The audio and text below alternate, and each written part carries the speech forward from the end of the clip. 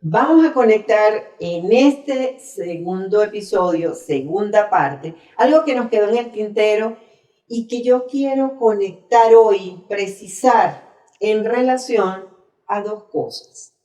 El tema de los terceros, estos invasivos, y la inteligencia emocional como herramienta fundamental para nosotros lograr la protección de vida de niños, niñas y adolescentes que están siendo alienados parentalmente. Doctora, le tengo una anécdota respecto a esos terceros, ¿verdad? Llámese abuelo, bueno, puede ser un abuelo, puede ser una tía, puede ser incluso la pareja de la persona, de una de los padres. Pero en este caso, hace mucho tiempo, no voy a decir cuánto, Claro. Teníamos una problemática, una conflictiva de una niña, ya casi preadolescente, y el padre señalaba en la audiencia y la propia niña pues molesta, porque de alguna manera, en este caso era una abuela materna, interrumpía ese contacto que además había quedado establecido judicialmente. Mira, el papá va a llamar a la mamá, a su hija, a su casa, etcétera. Entonces, ¿qué pasaba? Cada vez que el papá llamaba, era un teléfono fijo. Cada vez la señora lo tomaba el teléfono, así ya se la llamo. ¿Y qué hacía? Colocaba el teléfono en la mesa y se iba a hacer sus cuestiones. Pasaba hasta una hora y cuando de pronto, en algún momento, la niña bajaba, veía ahí el teléfono desconectado ahí, esperando. Pero ¿para qué lo hacía? Como para dejar constancia de efectivamente esa obstrucción que había, claro, de donde además intervenía la familia extendida, que en vez de, como bien lo decía la doctora, que en vez de coadyuvar a ese restablecimiento de los afectos familiares, más bien participaba en una disrupción total y absoluta. Claro. Entonces, bueno, eso es entre miles y cualquier cantidad de anécdotas que pudiéramos tener. Esto es un poco, y bueno, yo soy abuela, y las abuelas somos consentidoras, y no nos gusta que les den muchas líneas a los muchachos, a veces nos tenemos que quitar un poco de ahí. Pero ciertamente hubo un caso donde la abuela, pidieron medidas de protección porque la abuela era la que decidía cuando a veces ella estaba viendo un programa. Entonces le preguntaba el adolescente, papá, voy a ir a esta fiesta.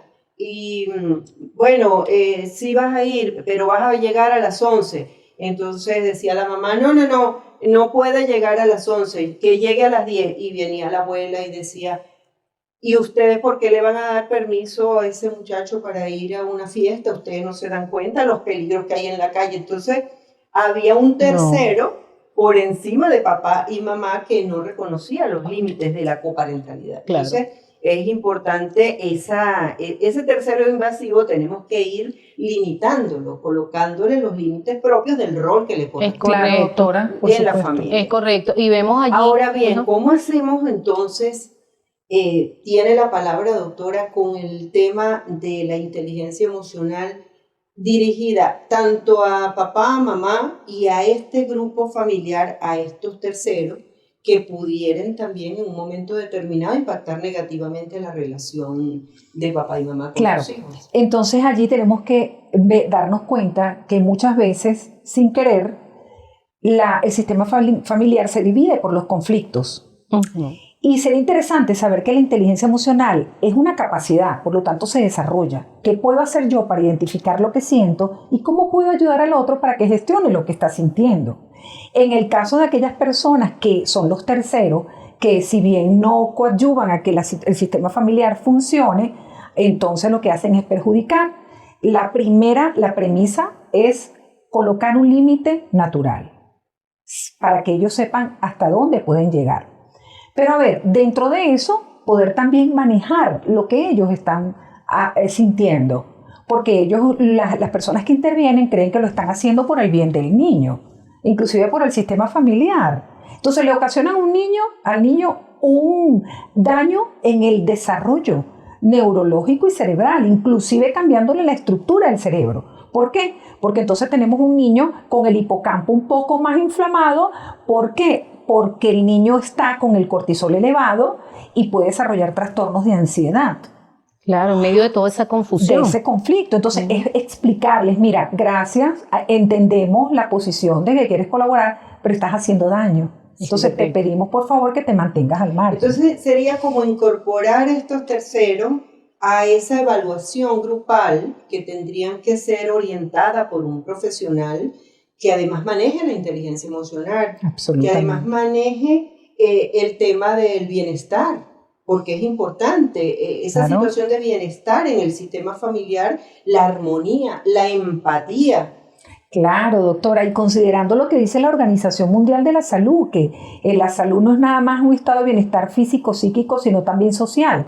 Y por qué no hasta espiritual, porque el niño que es víctima de la alienación parental no tiene salud ni psíquica, ni social, ni física. Ni sabe manejar todo eso, este conflicto Exacto. en el que se ve envuelto. ¿Cómo lo gestiono? Y para eso también debemos ayudar a estas personas, el sistema familiar, a desarrollar la empatía. Es decir, yo me coloco en el zapato del otro para ver por qué él actúa de esa manera. El autocontrol para quitarme el tema de las iras, para quitarme el tema o entrar en una profunda tristeza. Entonces yo tengo que tener un autocontrol para regular, pero ¿cómo me autorregulo si no tengo las herramientas? Claro, doctora, eso es muy interesante porque para poder gestionar una emoción hay que reconocerla. Por ejemplo, la suegra, en un contexto hipotético, hace un comentario desfavorable en contra de un contexto hipotético. Excelente suegra. Qué bueno. Modestia aparte. Entonces la suegra hace un comentario adverso en contra del yerno y lo escucha el nieto. Es correcto. ¿Y qué pasa? Entonces le está produciendo al nieto una dicotomía porque lo dice mi abuela, que me ama, me consiente, debe tener algo de realidad que mi papá claro. ¿Será verdad? Claro. Exacto. Pero ahí empieza la confusión que él se va creando en su mente. Claro, entonces es interesante eso, porque yo reconozco la emoción, siento rabia, porque mi suegra le está hablando mal a mi hijo. Entonces reconozco la emoción y digo, tengo frustración, tengo anedonia, tengo tristeza, tengo ira. ¿Cómo gestiono yo esa ira? ¿Cómo la gestiono? Con el pensamiento crítico y con preguntas mayéuticas. Quizás mi suegra tiene una historia de vida que se ha involucrado en todos los conflictos familiares. Todos se lo han permitido. Todos se lo han permitido y en consecuencia es resultado de lo que ella aprendió. O culturalmente, esa era su forma de comunicarse. Exacto. A través de creer que lo hace bien, lo estoy haciendo por el bien de los muchachos, lo estoy haciendo por el bien de mi nieto, de apartarlo de esa señora o de ese señor, y a veces son sencillamente molestias que ha agarrado de la mamá o con el papá, según sea el caso, que no tienen nada que ver con el desenvolvimiento de ese hijo o hija. Y que el día de mañana, eso es una de las cosas más importantes de resaltar, si manejamos un poco la información, la hacemos llegar a estos terceros. Para mí la formación es fundamental en todos los ámbitos de la vida, ¿no? Aquí considero que no se pueden dejar aparte a estos terceros, mucho menos a papá y a mamá. Estoy de acuerdo. Y los perfiles más difíciles, más complejos, pues ya le corresponderá a la ley. Le corresponde a un juez direccionar, ordenar, que es tan odioso porque el juez debe respetar el rol fundamental de la familia. Y las consecuencias de ese desacato. O sea, debemos también... ante la orden del juez. Exacto. Un poco para reordenar. Es que si no, se nos escapa de las manos reordenar ese grupo familiar. Y qué odioso es que tenga un tercero como el juez que tomar decisiones que no pudieron tomar papá y mamá en el rol fundamental de la familia como principio de la doctrina de protección integral. ¿Cómo diferenciaríamos para que la audiencia pueda seccionar, separar? ¿Cómo diferenciaríamos qué es la lealtad parental? ¿Cuál es la diferencia entre la lealtad parental y la alienación parental? Bueno, doctora, fíjese, vemos como la lealtad de un niño o de un hijo hacia uno de los padres es un sentimiento intrínseco del hijo con respecto a otro de los padres. Es algo que le nace de manera natural,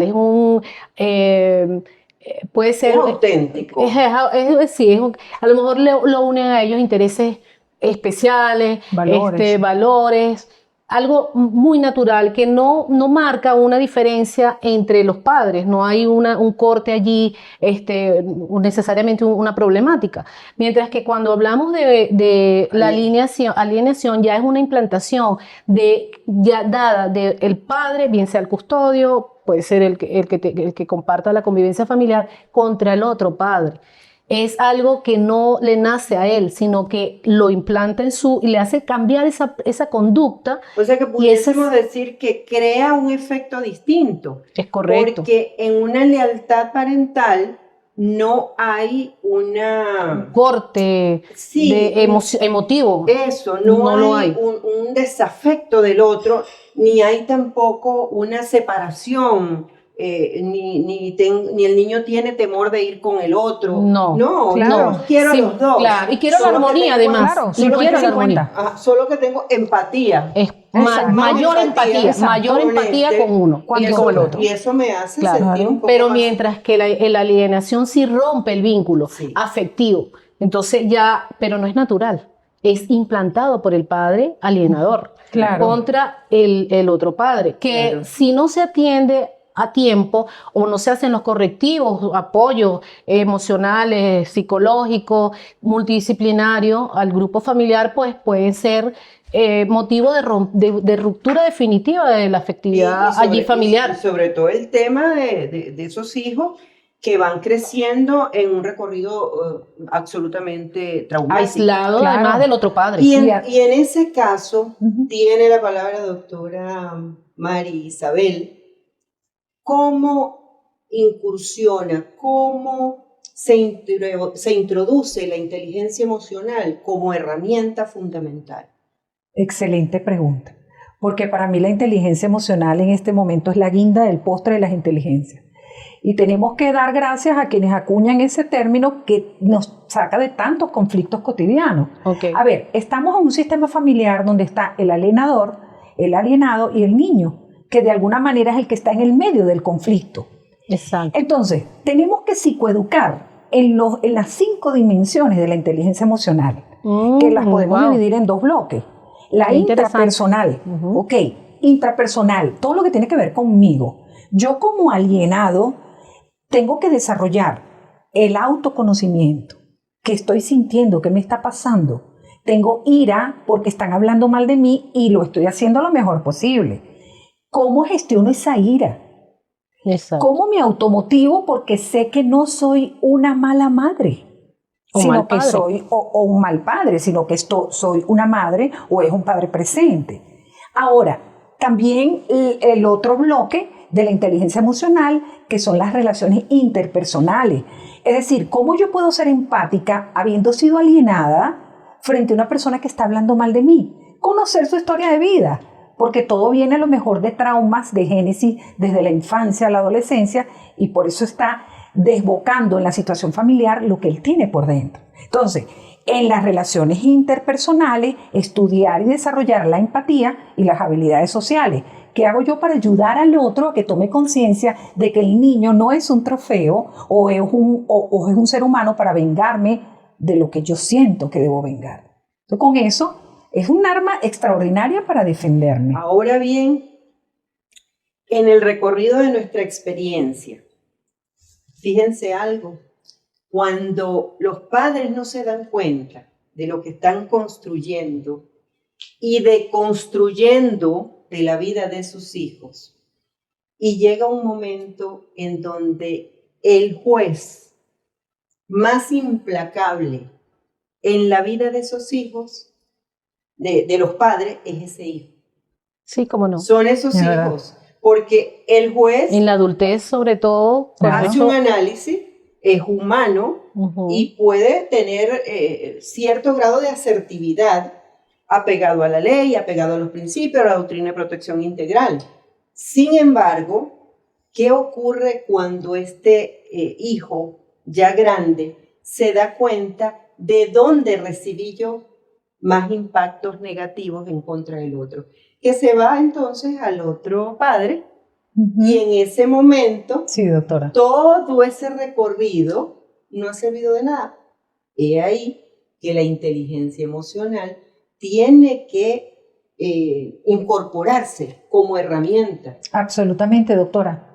Y sobre todo, doctora Rosa, el tomar en cuenta que los hechos hablan más que las palabras. Sí. Sí. Si al niño darse, cuando, como decía la doctora Jacqueline, cuando ya la persona crece, se va dando cuenta a través del pensamiento crítico. Me dijeron esto de mi papá, pero yo lo que estoy viendo es otra cosa. Es correcto. Es cuestión también de tiempo. Es correcto. ¿Quién se equivocó? Pero fíjense, Like muchos that. padres, después de tanto luchar en un juicio, pruebas, a lo mejor visitas supervisadas, Exacto. o sea, van armando un expediente gigantesco, llega un momento en que dice, basta, no voy a hacer más nada. Yo me hago mi copia de todo mi expediente, me lo llevo a mi casa y ya no me desgasto más, no desgasto más al hijo. Y me voy, cuando él esté grande, me le presento, mire todo lo que yo hice por usted y su mamá no me lo permitió, su papá no me lo permitió. Eso te lo da a veces el cansancio, el Ajá. agotamiento de esos procesos Es tan triste, rígidos. pero Claro. pasa, ha pasado. Es muy duro Ujú. comprender eso. Yo no lo comprendería porque, bueno, te repito, yo felicito a esos papás Que que reflexionar. agobiados Ujú. por tanto juicio, agobiados por abogados, agobiados por tantas cosas que cada uno va a Desgaste, defender pues. una posición, Claro el que sí. desgaste. Desgaste Claro. emocional. sí. Deciden avenirse en función y en interés superior de sus hijos. Claro, para recuperar la familia Sí. y los afectos. Claro Bueno, que sí. fíjense, Ujú. esto ha sido riquísimo y Maravilloso. esto tiene tela para cortar. Así que, primero, Gracias, doctora. por Gracias a ustedes dos. De verdad, haberme muchas acompañado Gracias, en doctora. este podcast que es tan importante, con temas tan importantes, Sí, claro. y que seguiremos abordando en la segunda parte de este episodio. Vamos a tener encuentro preciso sobre algunos aspectos que nos quedaron por ahí en el tintero y quisiera abordar un poco más a fondo el tema del uso de la inteligencia emocional. ¿Cómo nos metemos en ello para que estos perfiles puedan mejorar y tengamos familias unidas, tengamos grupos familiares que a pesar de estar juntos o separados, limen esas asperezas Claro. en función del interés superior. Y cumplan de sus su hijos. verdadero rol en relación a sus hijos. en pues. relación Claro. a sus Y una hijos. vez que desarrollamos... Muchísimas gracias al equipo que nos acompañó. No olviden seguirnos en @centrociden y ahí están nuestras redes sociales a la orden, a disposición y nosotros también para ustedes.